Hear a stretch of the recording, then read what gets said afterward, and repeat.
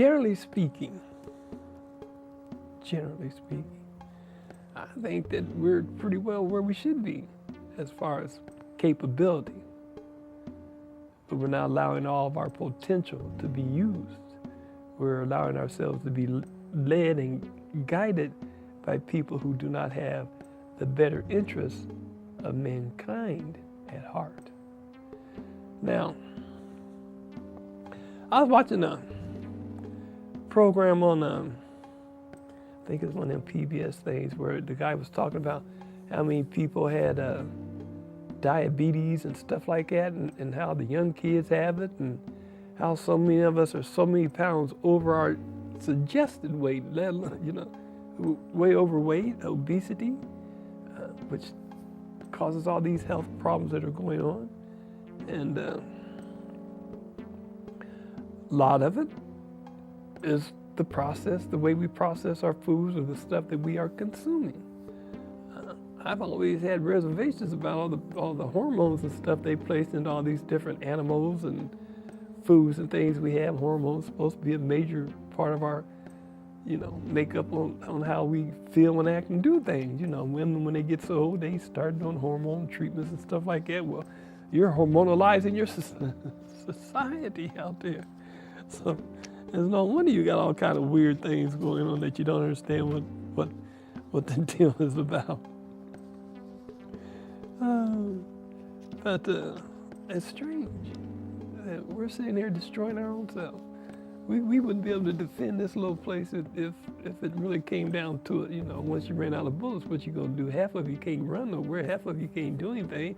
If the system breaks down, half of you gonna die because you won't have your drug.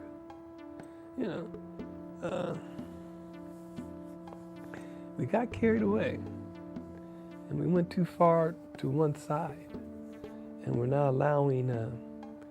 I know the Democrats or Obama and them, their main theme is the middle class, which is what has kept us probably as a great society, because you had a lot of people out there spending, so you had money moving. That's what keeps our whole system working, is the money moving around. Well, as time goes on, with the way you have your system set up, 1% to 2% suck all the money out of the system, and it's dependent on them how much money they let back into the system to keep playing their little monopoly game. And that's where I come from, the 50%. Myself, I put a 50% tax on them right now, since they don't want to take no tax raises. Let's just put 50% tax cut on all of them out there over a certain amount of money. We have to set a limit on how wealthy one person can be in this world, if we're going to continue to be in the condition we're in. Because when you have a small group of people who are controlling and wanting their idea to be portrayed, their idea will be portrayed. It's just like at Supreme Court ruling making companies be like how they distorted the political situation.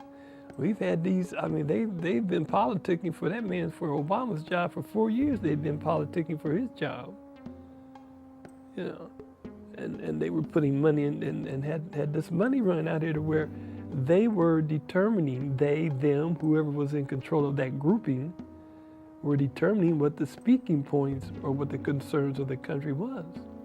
And that was a lie. That is not our concerns. The concerns were the concerns of mainly what the Occupy movement was about, which was more concerned about talking to the 99% and getting the 99% involved into the process. Their word wasn't heard. None of their talking points was basically heard. They basically negated them altogether. And why? Because we live in a society that is governed by 1% who will not let the money flow into the process, to let the news get out there, to let the information be portrayed.